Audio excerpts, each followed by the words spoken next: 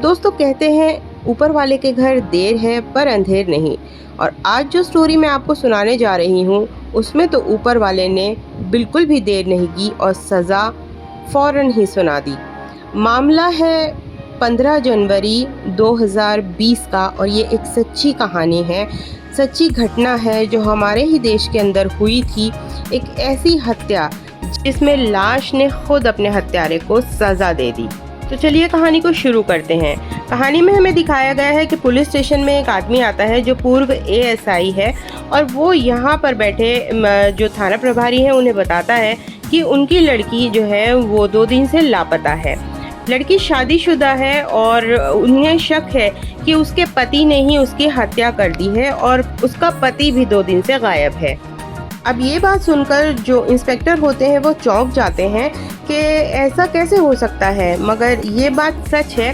जब वो तफ्तीश करते हैं तो पता चलता है कि ये दोनों लोग आखिरी बार एक मिठाई की दुकान पर देखे गए थे, पति पत्नी, जहाँ से पति ने मिठाई ख़रीदी थी और उसके बाद से ना तो उसके पति का कुछ मालूम है और ना ही इनकी बेटी यानी जो उसकी पत्नी थी उसका ही कुछ अता पता मिल रहा है। अब इन्हें शक है कि इनका दामाद इनकी बेटी की हत्या करके कहीं फरार हो चुका है। अब यहाँ पर पुलिस इंस्पेक्टर इनसे कहते हैं कि आप लिखित में एफआईआर करवाइए दर्ज और हम इस केस पर काम करना स्टार्ट करेंगे और आप फिक्र मत कीजिए, हम आपकी बेटी और दामाद दोनों को ही ढूंढ कर निकालेंगे और सच का पता लगाएंगे। दोस्तों यहाँ पर इनका जो दामाद है वो एक पॉलिटिकल बैकग्राउंड से आता था और वो काफ़ी रसूखदार फैमिली से बिलोंग करता था। इनकी बेटी और दामाद की लव मैरिज हुई थी जिसके ये खिलाफ थे, मगर बाद में अपनी बेटी की ज़िद के आगे इन्हें झुकना पड़ता है और ये अपनी बेटी की शादी इस लड़के से कर देते हैं। तो कहानी की शुरुआत हम इन लोगों की लव मैरिज से करते हैं कि किस तरह से इनकी शादी हुई थी। बात दरअसल ये है कि जो हमारे पूर्व एएसआई हैं, इन लड़की के पिता, उनकी 4 औलादें हैं और 4 औलादों में से एक बेटी ये लड़की भी थी। इनका सबसे बड़ा एक भाई था और उसकी शादी हो चुकी थी। ये लड़की उस समय कॉलेज में पढ़ रही थी जब ये इस लड़के से मिलती है और दोनों में प्यार हो जाता है। इस प्यार के बारे में जब ये अपने घर में बताती है तो घर वाले बहुत ज़्यादा नाराज़ हो जाते हैं और शादी के लिए वो हाँ नहीं करते।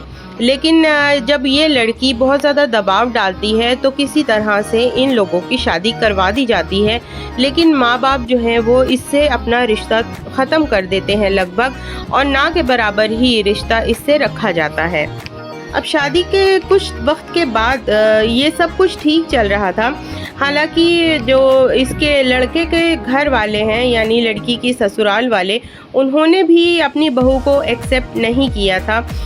वो भी इसको पसंद ज़्यादा नहीं करते थे, मगर अपने बेटे की खुशी के मारे वो झुक गए थे। शादी के बाद इन दोनों की जो गृहस्थी थी वो बहुत ही खुशहाल चल रही थी और इसी बीच कुछ समय बाद इनकी एक बेटी भी होती है और बेटी होने के बाद यहाँ पर हमें दिखाया गया है कि कुछ सालों के बाद इन दोनों के अंदर झगड़ा हुआ, फसाद हुआ कि क्या हुआ कि अचानक से ये दोनों ही गायब हो गए और इस लड़की के बाप ने इस लड़के के ऊपर यानी अपने दामाद के ऊपर ही हत्या का शक जता दिया। थाने में जब इन दोनों की गुमशुदगी की रिपोर्ट लिखाई गई तो पुलिस ने इनकी तफ्तीश शुरू कर दी, इनकी जांच शुरू कर दी और अगले ही दिन जो आदमी था, जिसके दामाद जो था उनका, जिस पर हत्या का शक जताया जा रहा था, उसका ड्राइवर पुलिस के पास पहुंचता है और कहता है कि साहब, हमारे साहब नदी में डूब गए हैं और उनका कुछ पता नहीं चल रहा। अब पुलिस जो है वहाँ पे एक नदी होती है जिसमें कि मछली पालन का कॉन्ट्रैक्ट भी इस बंदे को मिला होता है और ये यहाँ पर तफ्तीश के लिए जुट जाते हैं और पता चलता है कि इस नदी के अंदर ये डैम बना हुआ था जहाँ पर इन लोगों को आखिरी बार देखा गया था। अब यहाँ पर एक तलाशी अभियान चलाया जाता है लेकिन दोनों पति पत्नी में से किसी की भी लाश यहाँ से नहीं मिली। फिर पुलिस नौकर की तरफ तवज्जो देती है और उससे सख्ती से पूछताछ करती है और कहती है कि कहीं ऐसा तो नहीं कि तुमने ही अपने मालिक और मालकिन को मार करके इस नदी में डाल दिया है। सच बताओ, वरना ऐसा ही केस तुम पर बना दिया जाएगा और तुम्हें इन दोनों हत्याओं के मामले में फंसाकर हम जेल में डाल देंगे, क्योंकि तुम ही हो आखिरी बार जिन उन लोगों के साथ थे। तो सच क्या है वो तुम ही बता सकते हो, जल्दी बताओ, वरना हम ऐसा करेंगे कि दोनों हत्याओं का जो मामला है वो तुम्हारे गले ही मढ़ दिया जाएगा। अब जब जो ड्राइवर है वो ये बात सुनता है तो टूट जाता है और बताता है कि साहब, हमारे साहब जो हैं उन्होंने ही अपनी पत्नी की हत्या की है और उन्हें बोरे में भर करके मेरे साथ नाव पर बैठे थे और जैसे ही वो अपनी पत्नी को धकेल रहे थे नदी के अंदर, तो उस समय जो नाव है उसका संतुलन बिगड़ गया और साहब भी जो है और मैं भी, हम सभी लोग नाव पलटने की वजह से पानी में गिर गए। मैं किसी तरह तैरकर अपनी जान बचाकर किनारे आया और वहाँ साहब का इंतज़ार करता रहा, लेकिन साहब निकले नहीं जब 2 घंटे तक। तो मैं बहुत डर गया था और मैं अपने गांव भाग गया। लेकिन अब जब यहाँ पर देखा कि न्यूज़ में उनकी तलाश जारी है और मेरी भी तलाश हो रही है, तो साहब मैं यहाँ पर आया और आपको सारी बात सच सच बता रहा हूँ। अब पुलिस को ये जांच करनी थी कि इनका जो ड्राइवर है वो सच बोल रहा है, क्या सच में ऐसा हुआ कि पति ने ही पत्नी की हत्या की और वो जो है एक दुर्घटना का शिकार खुद भी हो गया। पत्नी की लाश को ठिकाने लगाते लगाते वो खुद भी मर गया, क्योंकि उसे तैरना नहीं आता था। नदी में गिरते ही उसको समझ में नहीं आया और वो तैर कर बाहर नहीं निकल सका और अपनी पत्नी की जो लाश ठिकाने लगाने आया था वो खुद भी एक लाश बनकर रह गया। अब जो नौकर ने जिस जगह बताया था कि हमारी नाव यहाँ पलटी थी, उस जगह पर गोताखोरों को लगाया गया और ठीक नीचे वहाँ पर एक पत्थर से बंधी हुई लाश पड़ी थी और उस लाश को निकालकर बाहर लाया गया। शिनाख्त में ही साबित हो गया कि वो लाश जो एएसआई है उनकी बेटी की ही थी और ये बात सच थी कि उसे बोरे में भर कर और पत्थर से बांधकर नदी की तलहटी में फेंक दिया गया था, जिससे वो लाश ऊपर ना आ सके और कभी भी इस हत्या का राज ना खुले। लेकिन अभी भी इसके पति की जो लाश है वो ढूंढनी बाकी थी, क्योंकि ये एक नदी थी और डैम बना हुआ था, तो कहीं ना कहीं उसकी लाश जा कर के ज़रूर फंसी होगी। वो पत्थर से बंधा हुआ नहीं था तो वो बह गई पानी के फ्लो के साथ, उसकी लाश को ढूंढना भी बाकी था।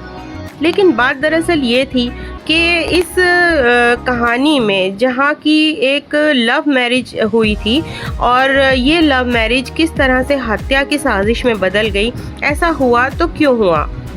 दरअसल लव मैरिज इन लोगों की हुई थी। पहले के कुछ सालों तक कहानी बहुत अच्छी चली, इन लोगों का परिवार एक साथ रहता था, लेकिन क्योंकि लड़की को इसके परिवार वालों ने एक्सेप्ट नहीं किया था और दूसरी बात यह कि जब ये पॉलिटिक्स में आ गया और ऊंचे पौधे पर जाने लगा तो इसकी शराब और पार्टियां बहुत ज़्यादा बढ़ गई थी। इधर ये लड़की अपने ससुराल वालों के साथ एडजस्ट नहीं हो पाई थी, उसका एकमात्र सहारा उसका पति ही था जो अब उससे दूर होता जा रहा था। इसी बात को लेकर दोनों मियाँ बीवी में अक्सर झगड़े होने लगे और एक दिन इस लड़के ने डिसाइड किया कि अब मैं इस औरत से पीछा छुड़ाऊंगा, अब बस बहुत हो चुका। तब उसने अपनी बेटी को अपने एक रिश्तेदार के यहाँ भेज दिया और पत्नी को जो है वो लेकर के निकल पड़ा कि चलो हम छुट्टी मनाने चलते हैं, अपना रिश्ता जो हमारा ख़राब हो चुका है, तुम बार बार मुझसे कहती हो मैं तुम्हें वक्त नहीं देता, चलो आज हम कहीं घूमने चलते हैं। ये उसे घुमाने के बहाने ले गया और रास्ते में इसने मिठाई भी ख़रीदी। एक और 2 जगह ये रुके भी जहाँ ये सीसीटीवी कैमरे में ये एक साथ कैद भी हो गए। अपने ड्राइवर को इसने अपने प्लान में शामिल कर लिया था और उसे पैसे का लालच भी दिया था, तो तालाब के काम में ये उसका सहभागी भी था, तो इसलिए इसने सोचा कि चलो ठीक है, मालिक जो कह रहे हैं वो ठीक है, करते हैं। और ये एक जगह पर ले जा रहे थे, सुनसान जगह थी, तो इसकी पत्नी को जब शक हुआ तो इसने क्या किया, पीछे बैठे बैठे ही उसका गला दबाकर उसको मार डाला। ये उसको मारना इसी तरीके से चाहते थे। पीछे डिग्गी के अंदर इन्होंने बोरियां रखी हुई थी, पहले पहले से ही सब कुछ तय था और तय जगह पर यानी कि जो डैम था उसके पास पहुंचने से थोड़ी दूर एक सुनसान जगह गाड़ी रोकी।